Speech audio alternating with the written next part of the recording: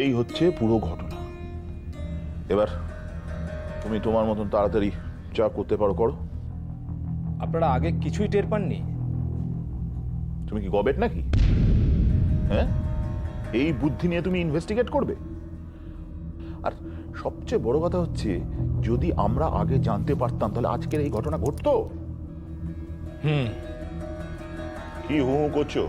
হ্যাঁ, শোনো, আমি আমার মেয়ের এই সমস্ত কার্যকলাপ কখনোই মেনে নেব না, এবং যত তাড়াতাড়ি সম্ভব আমার মেয়েকে আমি ফেরত চাই, আর সেই কাজটা করবে তোমরা। আপনার মেয়ের কোনো অ্যাফেয়ার? ওই তো ওই চিঠিতে লিখে দিয়ে গেছে কাকে ভালোবাসেটা, বুলশিট। আর হ্যাঁ, যে ছেলেটা ওকে উস্কে ভাগিয়ে নিয়ে গেছে তাকেও আমি ছাড়ব না, কিছুতেই ছাড়ব না। স্যার, আপনি আগেই এত টেনশন করবেন না sir. What do mean by tension করবো না? তুমি ভাবতে পারছো আমার মেয়ে, মানে মিনিস্টারের মেয়ে পালিয়ে গেছে? আত্মীয় স্বজন, বন্ধু বান্ধব, সোসাইটির সব লোকজন আমার পেছনে মুখ লুকিয়ে হাসবে, এসব আমি সহ্য করতে পারবো না। স্যার, আপনার মেয়ের একটা ছবি আমাদের লাগবে বিভিন্ন থানাকে অ্যালার্ট করবার জন্য। পেয়ে যাবে, কিন্তু খুব সাবধান, কোনো প্রেসের হাতে যেন আমার মেয়ের ছবি না পড়ে। পড়বে না স্যার। সেকেন্ডলি, আপনার মেয়ের মোবাইল নাম্বারটা আমাদের লাগবে, ও কোন এরিয়াতে আছে সেটাকে ট্রেস আউট করবার জন্য। আর ওই ছোকরা? ওটা মেয়ের ক্লোজ বন্ধু বান্ধবদের জেরা করে আমরা পেয়ে যাব। আই থিঙ্ক ও এই মুহূর্তে ছেলেটির সঙ্গেই আছে। সেসব ব্যাপার তুমি বুঝবে, আমার কিন্তু একসঙ্গে ওই দুটোকেই চাই। স্যার, আপনার মেয়ের বন্ধু বান্ধবদের কিছু নাম ঠিকানা আমার চাই, জিজ্ঞাসাবাদের জন্য। আই থিঙ্ক ওর বন্ধু বান্ধবদের কেউ না কেউ এই অ্যাফেয়ার্সের ঘটনাটা জানে। তবে সেটা আমার থেকে আমার মিসেস বেটার বলতে পারবে। এক মিনিট।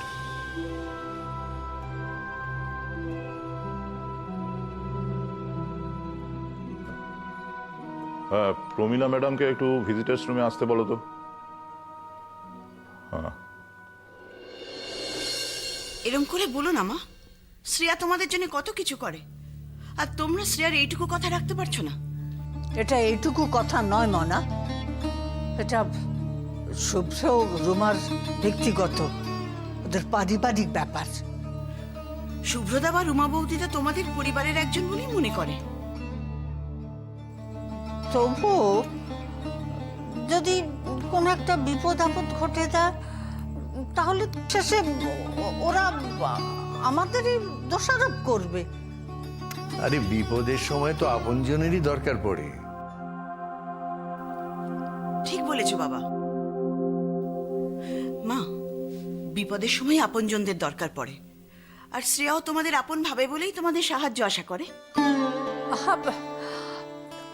আমাকে তোরা ভুল বুঝছিস, আসলে সাহায্য করতে তো আমার কোনো আপত্তি নেই, কিন্তু সেই সাহায্য যদি সংসারে বিপদ আনে তখন তো ওরাই আমাকে বলবে যে মাসিমা, শ্রেয়া ছেলে মানুষ, আপনি তো বড়, আপনি ওকে বোঝালেন না কেন?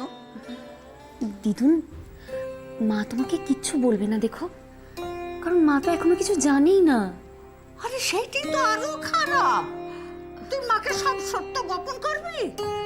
দিদুন, শুধু তো আজকের রাতটার জন্য, আর এমনিতেও দেখো না সারাদিন উপোস করে পুজোর কাজ করে মা খুব টায়ার্ড হয়ে গেছে, তাই আমি আর মাকে কোনো মানসিক অশান্তি দিতে চাইছি না। কাল সকালে তো দাদা ফিরেই আসবে, বলো, তখন না হয় মাকে সব বলবো। কিন্তু ওই মেয়েটাকে দেখে তোর মা যদি আবার রাগারাগি করে? রাগারাগি কতটা করবে তো জানি না, তবে এটুকু জানি ঐশিলার কথা শুনলে মা সত্যি খুব টেন্স হয়ে যাবে, কান্নাকাটিও করতে পারে। তাহলে? তাই তো বলছি দিদুন, আজকের রাতটা ঐশিলাকে তোমাদের এখানেই থাকতে দাও না প্লিজ। ঠিক আছে ঠিক আছে, তুমি যখন সিদ্ধান্ত নিয়েইছো তখন ঠিক সিদ্ধান্তই নিয়েছো, ও আজকে আমাদের ঘরেই থাকবে। থ্যাংক ইউ দাদু, থ্যাংক ইউ ভেরি মাচ। আমার কিন্তু রুমার জন্য খুব দুশ্চিন্তা হচ্ছে। আমারও তো হচ্ছে, আর এই পরিস্থিতিতে একমাত্র বাবাই মাকে সামলাতে পারে, বোঝাতে পারে। তাই আমি শুধু দাদার না, বাবারও ফেরার অপেক্ষা করছি।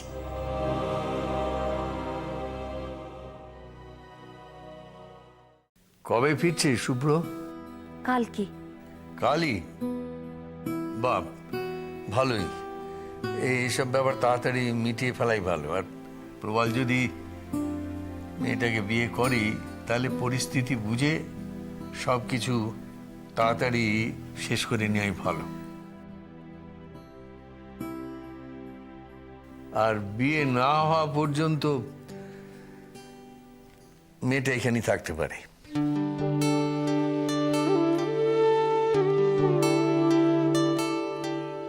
সত্যি?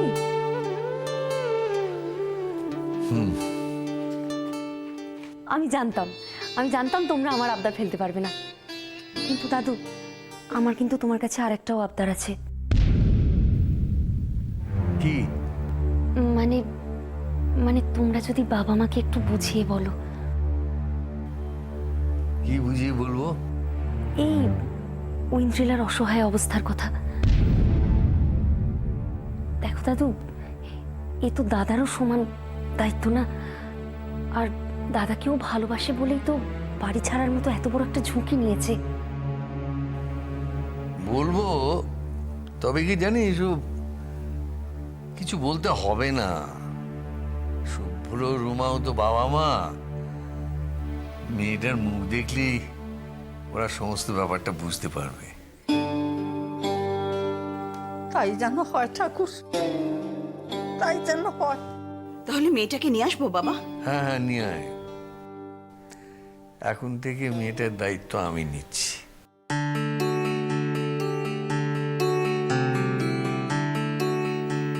যা শ্রেয়া, এক্ষুনি যা।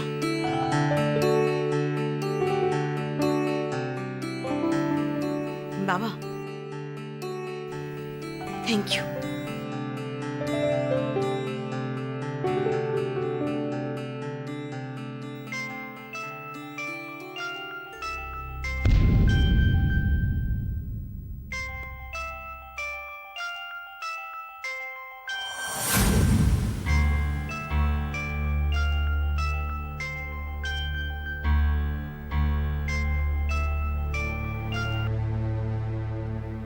হ্যাঁ বলছি, আমি এক্ষুনি আসছি। বললাম তো আমি এক্ষুনি আসছি। হ্যাঁ, এই রাস্তা থেকে বাড়িতে পৌঁছতে যতটুকু সময় লাগে। না না, তার জন্য তোমার মজলিসের কোনো অসুবিধা হবে না। তার আগেই আমি পৌঁছে যাব।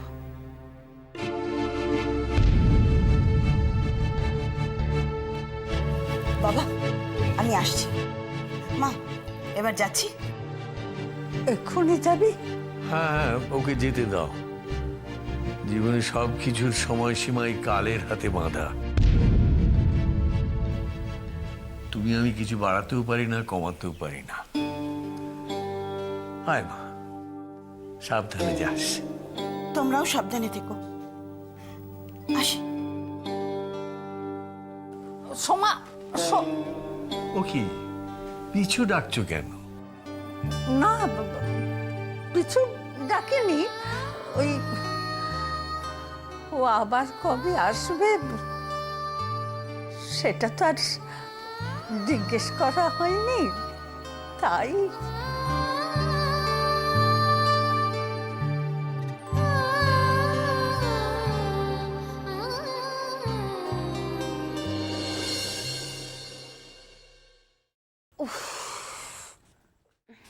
দি ভাই, মা কোথায় রে? মা শুয়ে পড়েছে। হ্যাঁ, শুয়ে পড়েছে? এত তাড়াতাড়ি? সারাদিন পুজোর জন্য এত খাটনি গেল, আর পারে, অল্প একটু ভোগ খেয়ে শুয়ে পড়েছে। তা মা এসবের কিছু জানতে পারেনি তো? না। বাঁচা গেল, টেনশনে ছিলাম। কাল সকালে দাদা আসুক, তারপর সব টেনশন শুধু বড়দার। এস,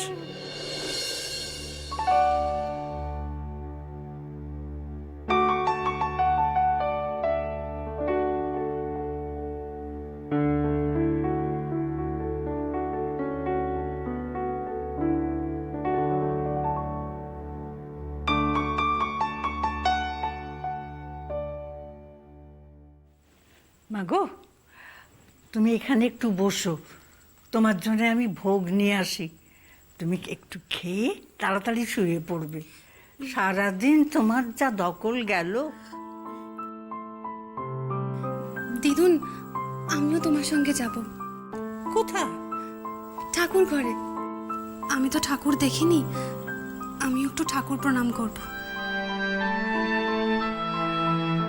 খুব ভালো, খুব ভালো। এসো মা, এসো এসো। বুঝলি দি ভাই, কিরে বর্দাটা এমনি একটু নিধিত হলে কি হবে, পছন্দ আছে কিন্তু। ঐন্দ্রিলার মুখটা কিন্তু ভারী মিষ্টি। এই শুন, দিদি বল, বয়সের সম্পর্কে দুটোতে কিন্তু ও তোর চেয়ে বড়। তাহলে বরং একবারে বৌদি বলি, আগে সব ঝামেলা মিটে যাক। তবে দেখতে খুব সুন্দর। শুধু দেখতে না রে, ওর মনটাও খুব সুন্দর। হয়তো নিজের মিনিস্টার বাবার বিরুদ্ধে গিয়ে দাদাকে বিয়ে করবে বলে ও বাড়ি ছেড়ে বেরিয়ে আসে। সে তো ওর বাড়ির লোক দাদাকে মেনে নেবে না, সেই ভয়। দেখ চিমলি, এই ভয়টা তো প্রায় সব মেয়ের মনেই থাকে না। আচ্ছা দি ভাই, জানি না কি হবে, কিন্তু ধর যদি তোর ক্ষেত্রেও এরকম হয়। মানে মানে বাড়িতে যদি মানুষ তাকে মেনে না নেয়, তাহলে তুই কি করবি? তাহলে তুইও কি এভাবে বাড়ি ছেড়ে চলে যাবি?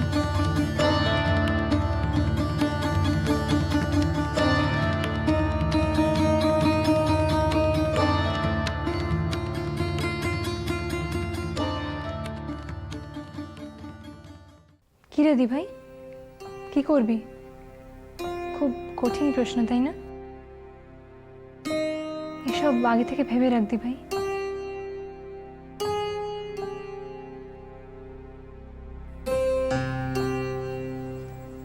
জানি না, তবে এটুকু জানি আমার বাবা মা আমাকে বুঝবে। তার মানে তুই এটাই বলতে চাইছিস যে বাবা মা মানুষদের সঙ্গে তোর বিয়েতে রাজি হয়ে যাবে? সেটা জানি না বাবা মা মানুষের সাথে আমার বিয়ে দিতে রাজি হবে কিনা, তবে এটুকু আমি নিশ্চিতভাবে বলতে পারি যে তারা তাদের কোনো মত আমার উপর চাপিয়ে দেবে না, বা ঐন্দ্রিলার বাবা মার মতো অন্য কোনো ছেলেকে বিয়ে করতে আমাকে বাধ্য করবে না। তুই শিওর? ওই যে বললাম, আমার বিশ্বাস। আর ছোটবেলা থেকে তো কোনোদিনই বাবা মা কোনো কিছুর জন্য আমাকে জোর করেনি। তুই বাবা মাকে এত বিশ্বাস করিস দি ভাই? তার থেকেও বেশি ভালোবাসি। আর বাবা মাকে বিশ্বাস করবো না? বাবা মাকে বিশ্বাস না করলে তো পৃথিবীতে নিজের অস্তিত্বটাকেই বিশ্বাস করা যায় না।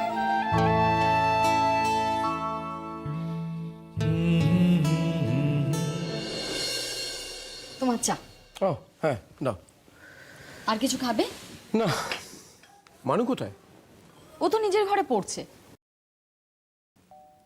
এখন আবার কে এলো? দাঁড়াও, আমি দেখছি।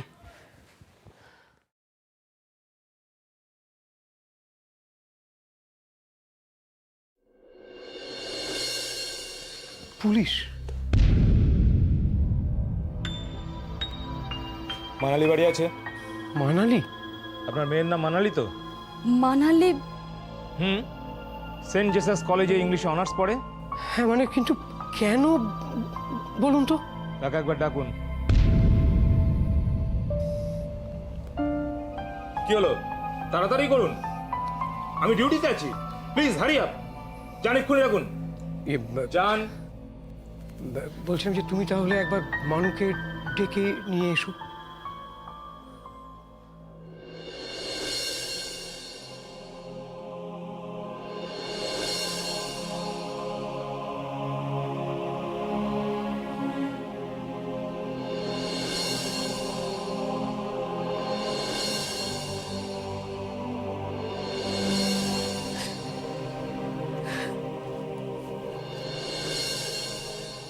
ঐন্দ্রিলা,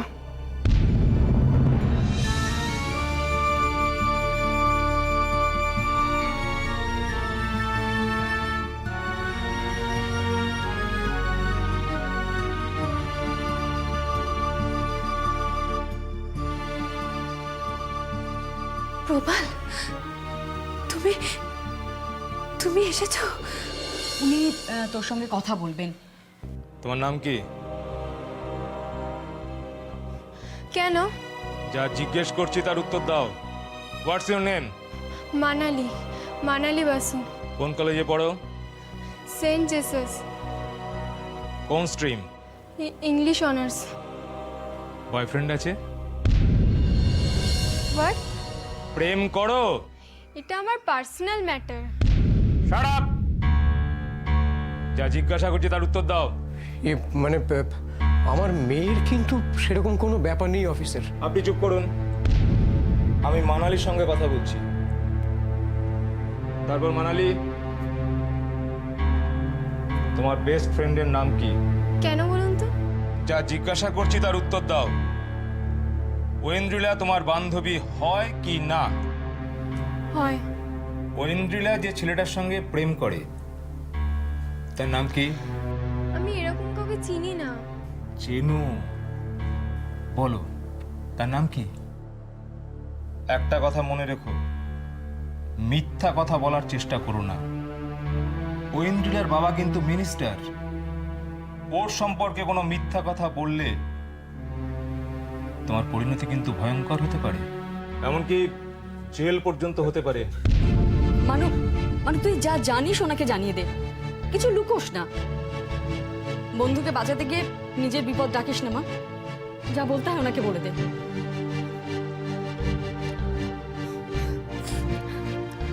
বলো ঐন্দ্রিলার বয়ফ্রেন্ডের নাম কি?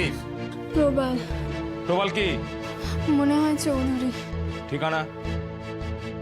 ঠিকানা আমি সত্যি জানি না, শুধু এইটুকুই জানি যে ও বিদেশে চলে যাবে পড়াশোনার জন্য। ওর কোনো ফোন নাম্বার জানো? মানে আমার ফোনে আছে। এক্ষুনি ফোন করো, কুইক, হারি আপ।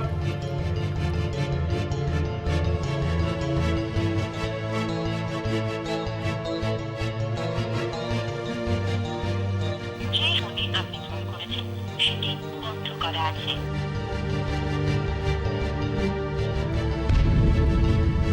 কি হলো? Phone switch off.